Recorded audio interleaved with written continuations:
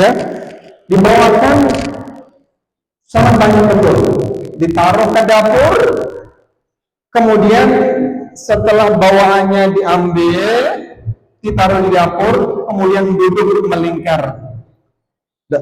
Di dalam mimpi itu beliau juga maulid habsi dengan syair-syair yang merdu, yang sangat menghibur perasaan yang begitu mendalam, bikin hati merinding bulu.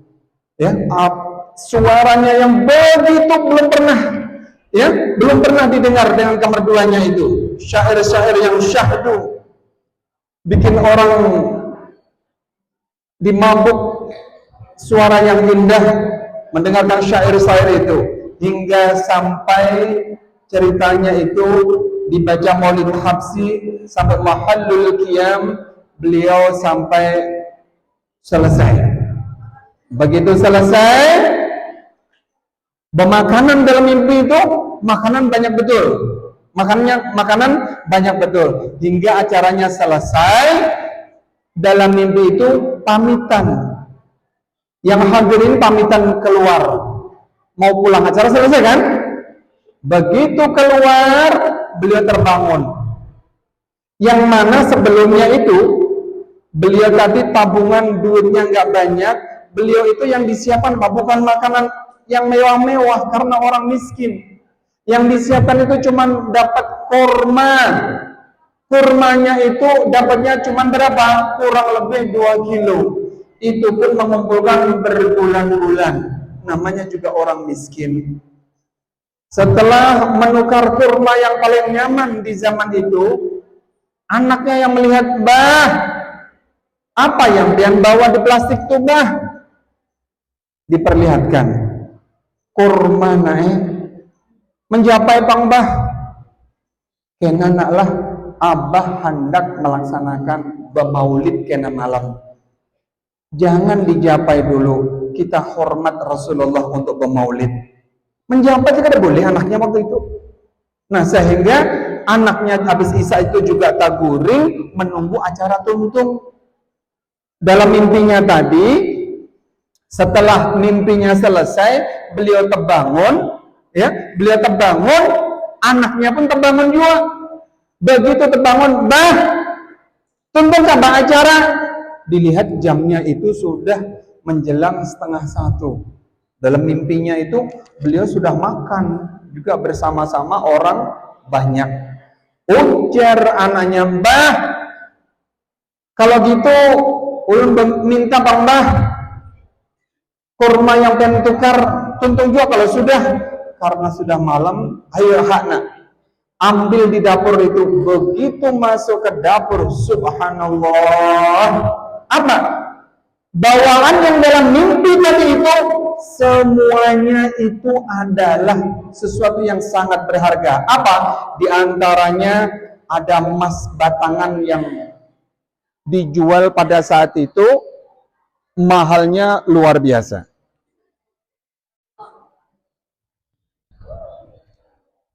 Di antara yang dibawa itu selain wade, ada juga panggang ayam, ada sate, tapi ada juga emas batangan.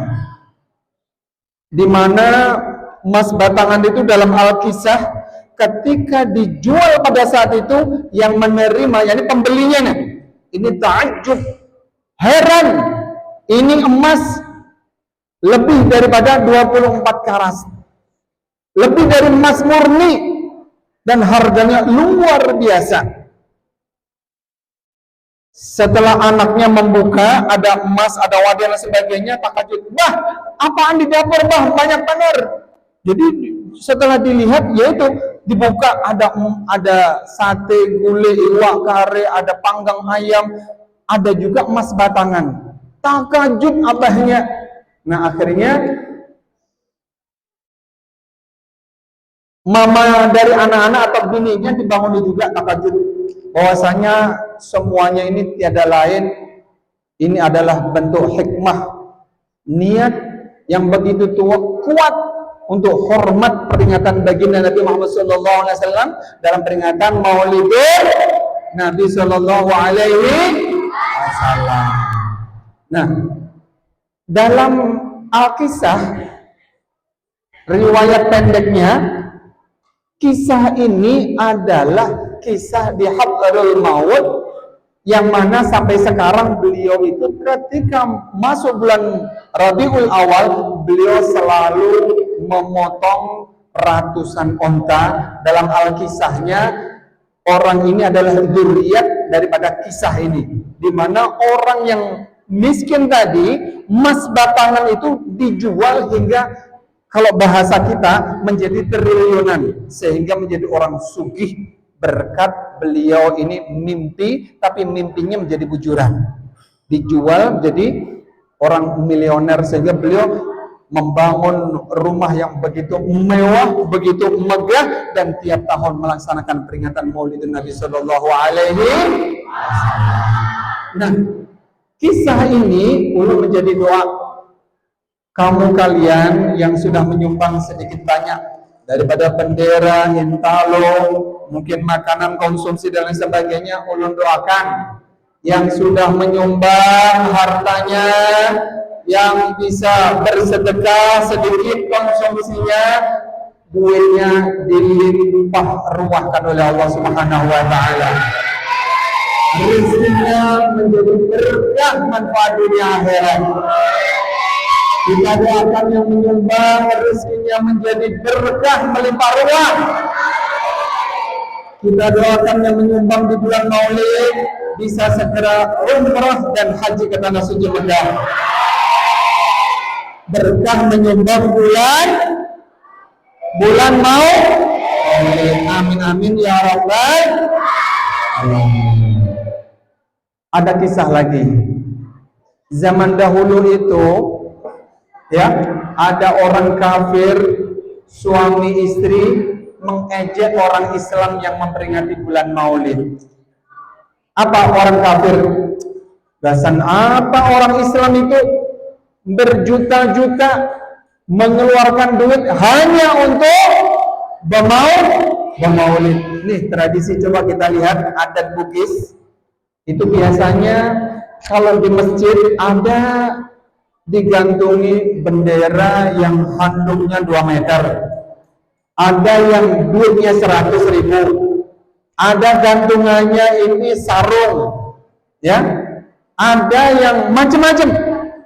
Ini adalah bentuk seni dalam rangka memeriahkan peringatan baginda Nabi Muhammad SAW. Nah, orang-orang kafir meremehkan yang demikian, ya, meremehkan peringatan Nah, suami istri orang kafir ini saling canda tawa kepada suami istrinya dan saling mengejek peringatan Maulid. Kemudian di dalam canda tawanya dia selalu mengejek, menghina dan memperolok. Nggak ada baiknya agama Islam ini, begini dan sebagainya. Namun apa yang kita lihat ketika suami istri ini tidur, dalam tidurnya ini beliau melihat rumah tetangga yang dicela, dan rumah tetangganya yang mengadakan peringatan Maulid, rumahnya ini berubah menjadi rumah yang begitu bersinar, cahaya yang elok, bangunannya yang mewah, serasa pandangannya sejuk kita lihat, ya, rumah yang begitu bersih dilihatnya. Semua orang yang hadir di dalam rumah itu begitu banyaknya seperti begini, tapi mukanya bercahaya semua. Semuanya mukanya bercahaya. Namun ada yang lebih menawan lagi. Jauh di sana, anggap seumpama beliau yang di tengah itu ada. Kenapa sidin lain daripada yang lain? Dalam Al-Kisah ini, orang kafir tadi takjub, heran. Di antara orang yang hadir sudah bercahaya mukanya, tak heran-heran lagi melihat orang yang di tengah itu. Anggap sidin yang di tengah itu. lalu menegur sama seseorang. Kita bertakun sama beliau, Pak Rahman, siapa Sidin di tengah itu? Nah, dalam Alkisah kayak begitu. Ada yang ditakuni. Lalu Sidin menjawab, ujar Sidin, Sidin itu adalah Muhammad. Lalu karena penasarannya, siapa Muhammad itu? Sidin, kalau pengen penasaran, datangi aja Sidin. Datangi Sidin. Lalu didatangi. Begitu ditegur beliau dengan tutur sapa yang santun, lemah lembut, suaranya merdu, baunya harum, dan lain sebagainya. Ta'ajub dengan keheranan dalam mimpi itu orang dimaksud Muhammad itu. Sehingga dalam hati kalbu yang paling dalam, beliau terheran-heran. Beliau terpesona dengan kepribadian seseorang yang dinamakan Muhammad itu. Sehingga dia berniat untuk masuk Islam karena kepribadian Nabi Muhammad yang ditemui di dalam mimpi. Nah, begitu orang ini terbangun dari tidurnya, ini tadi yang mimpi adalah perempuan, sang perempuan yang mimpi. Ujar Sidin, begitu aku bangun hendak mau masuk Islam nih, tapi bagaimana dengan suamiku? Pasti suami ini marah kalau aku mau masuk Islam. Sebab mau tidur beliau tadi mencaci maki, memperolok agama Islam. Tapi beliau mimpi bertemu baginda Nabi Muhammad SAW. Dia rindu, dia takjub, dia terpesona, dia ingin memeluk agama Islam. Begitu bangun, hatinya takut kepada sang suami. Namun apa yang terjadi? Begitu keluar dari kamar, heran lagi. Kenapa? Di luar, karena sang ibu yang bermimpi ketemu Rasulullah ini, beliau kesiangan. Bangun kurang lebih jam 9 atau setengah 10, di mana ruangan tamunya sudah dirias oleh suaminya. Pakai rias pengantin, ada macam-macam dengan riasnya. Di luar rumah sudah buka terap. Sang istri terkejut. Loh, bah, oh abahnya anak, ini mau acara apa ini? Kenapa begitu meriah di dalam ruangan ini? Kenapa ada perubahan suasana yang baru? Mau acara apa? Ujar Sidin, aku hendak melaksanakan peringatan Maulid karena ulun sudah menemui Nabi Muhammad sudah masuk Islam. Oh, terbuka syukur alhamdulillah. Ulun tadi bermimpi ketemu Rasulullah hendak masuk Islam, ketakutan. Kada taunya Sidin bedulu, suaminya ini terdulu bermimpi ketemu Nabi Muhammad karena takjub heran, ya. Beliau tak dulu masuk Islam, bangun langsung beliau untuk bisa ikut memperingati Maulid. Ini semua tiada lain berkat bulan Maulid. Sallu ala Nabi Muhammad. Allahumma salli ala Muhammad. Allahumma salli alaihi. Kata Rasulullah, al-bakhilu man dzukirtu indahu falam yusalli alayya. Termasuk orang yang bakhil, termasuk orang yang pelit, termasuk orang yang maseke, ujar Bugisnya. Kalau bahasa Banjar pemalar. Kenapa? Ketika disebut Muhammad sallallahu alaihi wasallam, disebut nama Nabi Muhammad, kada mau menjawab Allahumma shalli wa sallim wa barik alaihi. Ini termasuk orang yang pelit, orang yang bakhil, orang yang masek. Iya, sudah. Orang yang pemalar. Makanya ketika disebut Muhammad sallallahu alaihi wasallam, kewajiban kita harus menyebut Allahumma shalli wa sallim wa barik alaihi. Jamaah Oh jamaah. Alhamdulillah. Nah, perlu kalian ketahui, ya, perlu kalian ketahui. Kata Rasulullah, man ahabba sunnati faqad ahabbani, wa man ahabbani kana ma'i fil jannah. Barang siapa yang suka terhadap sunnahku, maka orang itu cinta terhadap aku. Dan barang siapa yang cinta terhadap aku, maka orang itu masuk surga.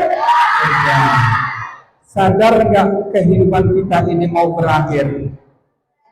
Sadar nggak kehidupan kita ini mau dipertanggungjawabkan di hadapan Allah? Mau nggak diberi panjang umur? Mau nggak diberi panjang umur? 100 tahun mau? 200 tahun mau? Yang mau coba direnungi, umur 200 tahun kayak apa bentuknya? Hah? Jangankan 200 tahun, ya, kita umur yang 80 tahun sekarang itu jarang kita temui. Lalu kalau kita bayangkan kalau diberi panjang umur 200 tahun, seperti apa bentuknya kita ini? Hah? Kemungkinan makan beherak di tempat itu juga. Ujar yang hidup mati aja lebih baik ya. Diberi panjang umur mau nggak? Kita diberi panjang umur, kalau umurnya kebablasan nggak enak. Yang kita cari adalah berkah umur. Karena Rasulullah Shallallahu Alaihi Wasallam dia bersabda, khairun nasi man tala umruhu wa hasuna amaluhu. Barang apa? Sebaik-baik orang itu yang panjang umurnya, tapi baik pula amalnya. Kenapa? Kalau orang diberi panjang umur, amalnya bagus, berarti menambahi kenikmatan di dalam surga. Apa kenikmatan di dalam surga?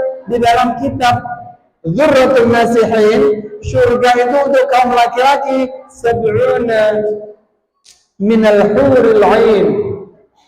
Surga itu disiapkan 70 bidadari. Wa likulli imra'atin sarirun mansujun bidur.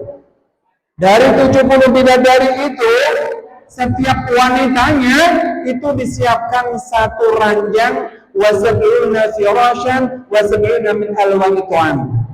Setiap bidadari itu disiapkan satu ranjang yang terbuat dari intan emas permata yang indah, dilapisi 70 permadani dan 70 macam hidangan. Ini diperuntukkan calon penghuni surga. Luar biasa. Mala aynun ra'at wala udhunun sami'at wala khatar ala qalbil bashar. Surga itu sebuah kenikmatan yang belum pernah dilihat oleh mata, sebuah kenikmatan yang belum pernah didengar oleh telinga, dan sebuah kenikmatan yang belum pernah terlintas oleh hati. Gambarannya begini. Di dalam kalimat Bismillahirrahmanirrahim, dengan menyebut nama Allah yang Maha Pengasih lagi Maha Penyayang. Di dalam sifat Ar-Rahman, Allah Subhanahu wa Ta'ala itu menciptakan nikmat 100. Dari 100 nikmat Allah ambil cuma satu. Dari satu nikmat yang Allah ciptakan, satu inilah yang diturunkan di bumi, yang direbutkan orang sedunia. Cuman satu. Namun kita lihat nikmat satu yang Allah turunkan di dunia yang kita rebutkan, ini ada sebuah kisah bagaimana ketampangan Nabi Yusuf. Di mana kala itu para perempuan disiapkan satu apel dengan pisau yang begitu tajam, disiapkan di sebuah tanah yang lapang, disiapkan itu apel dengan pisau yang tajam. Setelah serius-seriusnya mengupas apel, kala saat itu pula Nabi Yusuf dikeluarkan. Apa yang terjadi? Dua bola kaum Hawa pada saat itu Dua bola mata wanita pada saat itu takjub, terheran-heran melihat seraut wajah Nabi Yusuf, sehingga apa yang terjadi? Semestinya apel yang dikupas ini bukan apelnya, tapi tangannya yang diiris-iris. Itu tidak terasa. Kenapa? Karena melihat ketampanan Nabi Yusuf. Ini Alkisah di dunia dengan nikmat Allah yang satu, Allah turunkan di dunia. Jamaah, oh jamaah, alhamdulillah. Pernahkah kita membayangkan, coba kalian, dengan nikmat Allah yang satu di dunia, ketika kita punya uang, kondisi kita perut lapar, mungkin ketika kita mau makan bakso, atau makan sate, atau makan gulai, ketika ada uang kita enak datang. Anggap kita makan bakso ketika lapar, karena kesukaan kita makan bakso. Ketika kita makan bakso, 1 mangkok, 2 mangkok, 3 mangkok, 4 mangkok, 5 mangkok, apa yang terjadi? Muntah kamu. Ya, kalau kita sampai 5 mangkok itu bakso kita habisi, muntah. Inilah kenikmatan yang ada di dunia. Semakin kita kejar, semakin jauh. Kenikmatan bakso yang awalnya enak, lezat, tapi karena kebanyakan maka muntah, hilang itu nikmat. Ini nikmat yang Allah berikan cuma satu. Tapi ketika dunia ini nanti sudah hancur, terjadi kiamat, apa yang terjadi? Bumi yang dibalik oleh Allah Subhanahu wa taala, penduduk dunia akan mati semuanya.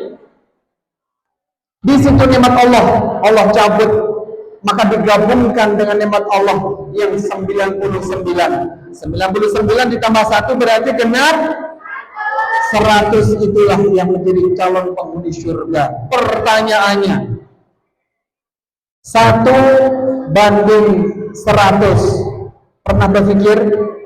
1 kenikmatan yang Allah turunkan di dunia, sudah betapa indahnya kehidupan di dunia. Bagaimana nanti kalian akan merasakan nikmat Allah yang 100 itu? Tentu mala ainun ra'at wala udhun sami'at wala khatar ala qalbi bashar. Nah, perlu kalian ketahui. Makanya ketika hari kiamat terjadi, hari kiamat itu ada 5. Hari kiamat itu ada 5. Yang pertama apa? Hari kiamat nanti kita akan mati semua. Bumi nanti akan dibalik oleh Allah, hancur. Dan sekarang kiamat sughra itu sudah mulai. Penduduk dunia akan mati semua. Perlu kamu ketahui, hari kiamat itu ada 5. Yang pertama kita bahas, coba. Yang pertama adalah yaumul, yang apa? Yang pertama dulu. Kan kamu masih hidup nih. Setelah hidup orang akan meninggal, akan di mana diletakkan? Di kubur. Maka alam kubur itulah yang pertama kali sebagai awal pintu alam akhirat. Coba perlu diketahui ya. Orang yang amalnya bagus, malaikatul maut itu ketika mendatangi rohnya orang yang beriman, ya perhatikan. Idza aradallahu liyaqbida ruhal mu'mini yaji'ul malakul mauti. Ketika Allah Subhanahu wa taala mau mencabut rohnya orang beriman, malaikat itu akan datang dari arah mulutnya orang yang beriman. Dan mulut orang yang beriman itu akan selalu berpikir, Allah, Allah, Allah, dengan kalimat, ya, dengan kalimat thayyibah, sehingga malaikat itu akan mencabut rohnya orang yang beriman kerepotan. Beliau menghadap kepada Allah, ya Allah, bagaimana aku akan mencabut rohnya orang yang beriman, sementara ketika aku mencabut, mulutnya selalu mencabut namamu ya Allah, aku nggak bisa. Ujar Allah, iqbid min jihatin ukhra, cabut dari arah lain. Maka dalam riwayat itu sebutkan malaikat akan datang dari arah lain. Dari arah mana? Arah tangan. Nah, ketika mendatangi rohnya orang yang beriman, tangannya juga ngomong, wahai malaikatul maut, tangan ini telah aku pergunakan untuk bersedekah, aku pergunakan untuk membelai kepala anak yatim, tangan ini telah aku pergunakan untuk menulis beberapa ilmu Allah, dan tangan ini telah aku pergunakan untuk perang, memukul pedang kala jihad fisabilillah. La sabila laka min hadhil jihad. Wahai malaikat pencabut nyawa, pian enggak ada jalan dari arah untuk mencabut nyawa dari tangan ini. Akhirnya malaikat ini mencabut nyawa orang yang beriman dari arah lain. Dari arah mana? Dari arah kedua telinga. Maka kedua telinganya ini orang yang beriman juga ngomong, wahai malaikatul maut, tidak ada jalan bagimu untuk mencabut roh dari kedua telinga, karena dua telingaku ini aku pergunakan untuk mendengarkan bacaan-bacaan Al-Quran, untuk aku pakai mendengarkan bacaan-bacaan zikir. Maka kamu gak ada jalan dari arah ini. Maka malaikat akan mencabut rohnya dari arah kaki. Maka kedua kaki roh orang yang beriman juga menyampaikan seperti yang pertama, la sabila laka min hadhil jihad. Tidak ada jalan bagimu wahai malaikat pencabut nyawa, kamu mencabut roh dari arah kaki, karena kakiku ini telah aku pakai berjalan untuk mengikuti berjamaah salat 5 waktu, dan telah aku pergunakan untuk mengikuti berjamaah salat hari raya Idul Fitri dan Idul Adha. Dan dua kaki ini telah aku pergunakan untuk menghadiri majelis-majelis ilmu. Maka kamu gak ada arah untuk mencabut roh dari jalan ini. Akhirnya malaikat itu datang lagi dari arah mana? Arah mata. Maka mata orang yang beriman juga menyampaikan, wahai malaikatul maut, kamu gak bisa mencabut roh dari arah mataku ini, karena mataku ini aku pergunakan selalu melihat lembaran-lembaran Al-Quran. Aku pergunakan untuk hal-hal yang baik, maka kamu gak bisa mencabut roh dari arah ini. Malaikat yang mencabut rohnya orang beriman kerepotan, akhirnya berkeluh kesah lagi, kembali di hadapan Allah. Ya Allah, ghalabatni ala ba'ul abdi bihujjah. Ya Allah, bagaimana aku mau mencabut roh hambamu yang beriman, karena ketika aku mau mencabut rohnya, orang yang beriman itu menggunakan argumentasi, menggunakan beberapa jawaban-jawaban yang sekira aku kerepotan, aku gak bisa. Kaifa aqbidu ruhahu, bagaimana aku bisa mencabut rohnya? Ya Allah, ujar Allah, wahai malaikat pencabut nyawa, cabut dari arah lain